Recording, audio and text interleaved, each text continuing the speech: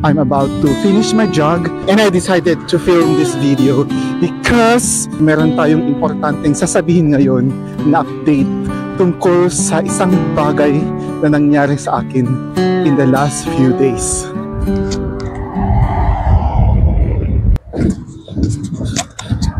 So brisk walk muna tayo before ko sasabihin sa inyo yung malaking pasabog for today. So malapit ko nang matapos yung 8-kilometer mark and malapit ko na ding matapos yung 10,000 steps for today.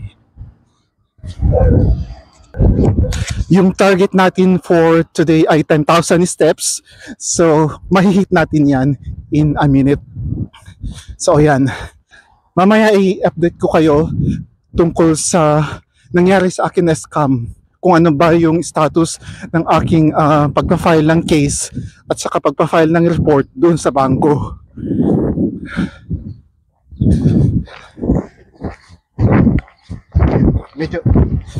Medyo pagod na tayo ngayon.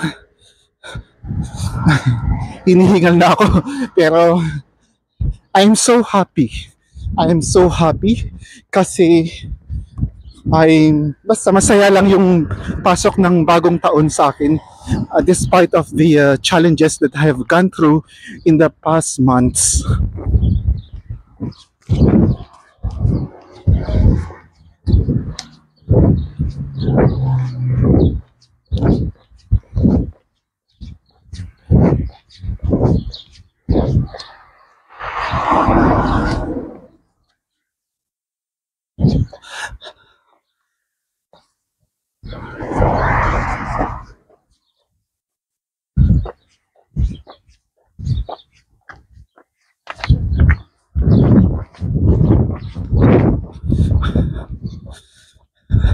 Ang sarap naman talaga mag-jogging and I need to jog kasi nga kailangan kong bawasan yung bad cholesterol level sa aking katawan at saka yung fatty liver. So magagawa lang natin yun for proper exercise and proper diet, including proper sleep. Yun, lagi natin nakakalimutan.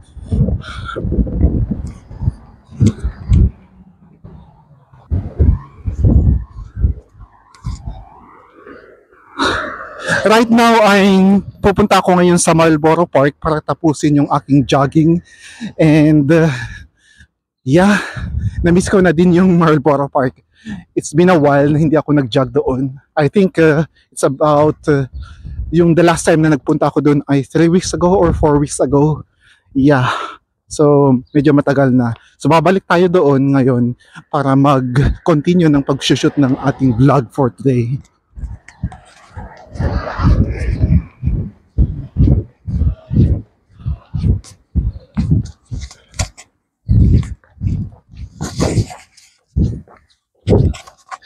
Kung mapapansin nyo sa aking background, palubog na yung araw. It's around past 8 p.m. here in New Zealand.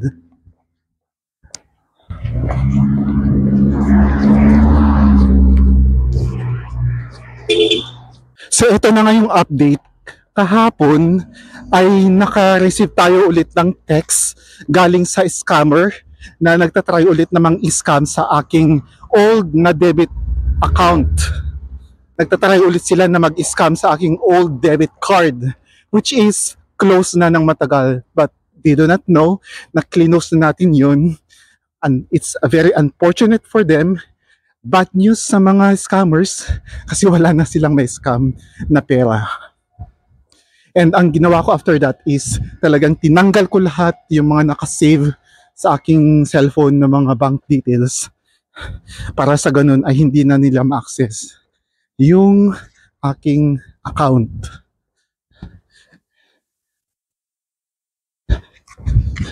Pero ang ginawa ko, nag-open ako ng bagong debit card para sa ganun ay doon malilipat lahat ng aking mga savings and para hindi na malimas ng mga scammers.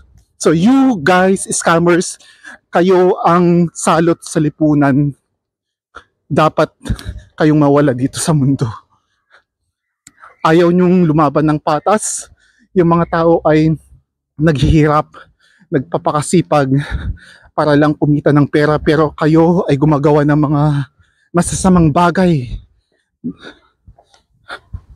You may be successful sa pagkukuha ng mga pera, pero you will never ever be happy sa inyong buhay. Hindi kayo magtatagumpay. So tandaan nyo yan.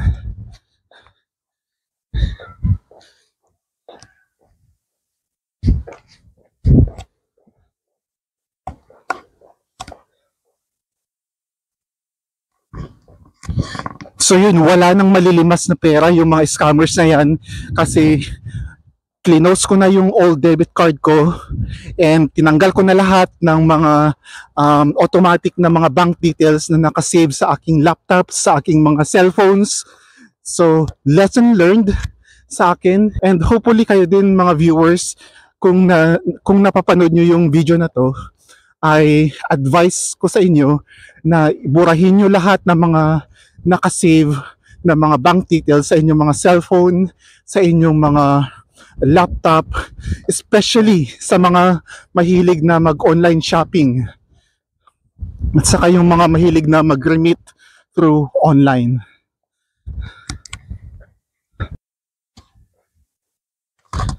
Ang ganda ng sunset, diba? Napansin nyo ba?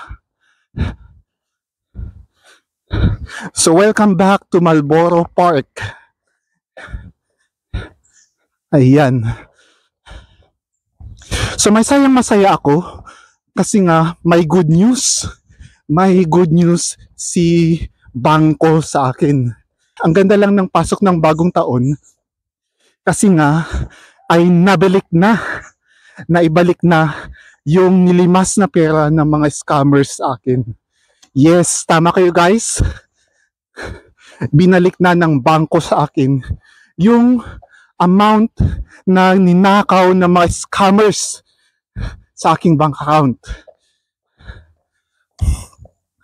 So, ewan ko, pero very emotional ako sa balita na to. Nung nabasa ko sa email, ito yung email nang galing sa bangko. Babasahin ko lang yung letter from the bank at sabi dito, "We are contacting you today regarding your card fraud claim. We have now processed a reimbursement for the transactions totaling $2,104.92, including foreign currency fee of $48.01. This will show in your account in 5 to 10 business days. Please note we were able to recover $210 of these funds from the merchant. This will come through as a separate reversals and are included in a total reimbursement amount. As we are debiting the merchants to recover your money, they have the right to dispute these transactions, but in order to do so, they must supply supporting documentation explaining why they believe these transactions are valid. This would typically occur within 2 months from the date of reversal, and in the event of this, we will contact you to advise of the next steps." Nagbigay siya ng advices on some ways to safeguard your current card. Number 1, never give anyone your card details or PIN. When we send you an authorization code, always open the full message to ensure the transaction you are authorizing is correct. Ensure any sites that you do engage with are secure by identifying an S. Ensure any sites that you do engage with are secure by identifying an S after HTTP, or a small padlock icon will appear. Never store your card details on your devices. Never enter your card or login details into any pop-up ads or phishing links, as these are often malicious. Always exercise caution when giving your card details to an online merchant, especially offering free goods, services, or free trials. And always choose a PIN that is unique and never use something that would be easy to guess, like sequential numbers or birth dates. Thank you for your patience with this matter.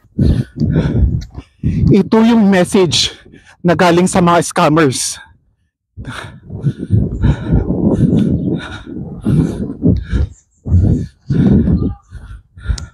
So yun talagang pinagdadasal ko din na maibalik sa akin yung pera kasi it is a very big amount of money na allowance ko for 2 months yun. So my God, I'm so really teary-eyed yesterday nung natanggap ko yung balita na yun.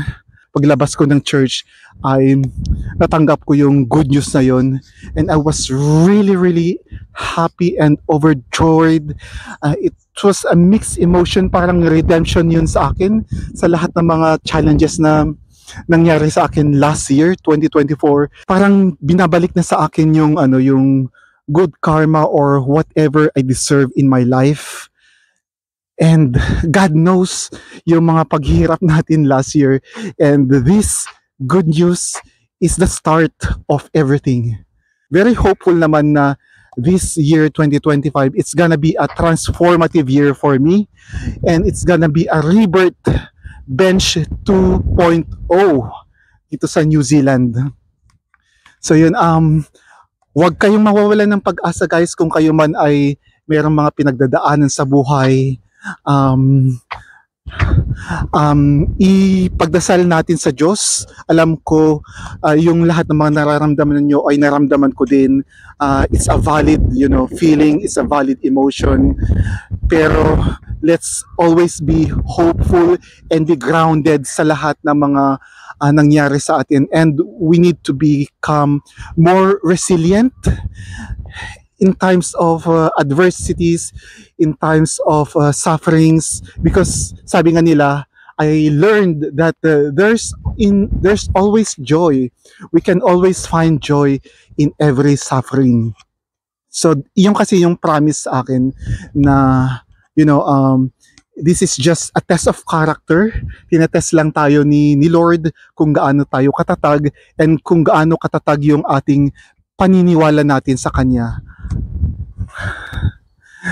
I'm so speechless kasi I was expecting na mga 4 to 6 months pa maibabalik sa akin yung pera, pero lo and behold ay naibigay na kahapon sa akin yung pera. But meron pang natitira na $210 na na-recover nung bangko from the merchant, na parang binigyan din nila ng chance yung mga merchant to give their dispute, na talagang legal yung mga transaction na ginawa nila sa aking account, which is alam naman natin na hindi talaga legal, and naniniwala ako na maibabalik sa akin yun, yung remaining $210 na natitira na under dispute sa bangko.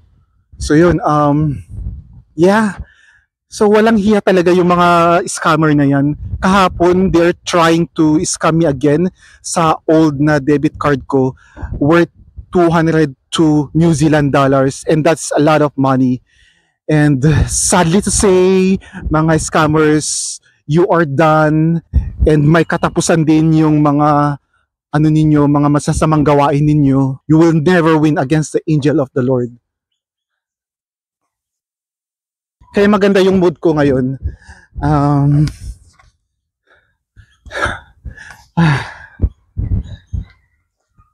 If you sense that your bank accounts are compromised, you have to call immediately your banks so that they could take the necessary actions to recover your whatever money that you have lost.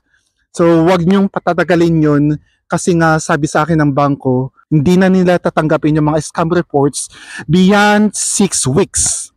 So tandaan nyo yun guys. Ay, yan. And yun na nga yung 2025, this is gonna be a very good year. I can feel it. This is gonna be a very good year for me and for all of you and for all of us. Natutuwa lang talaga ako.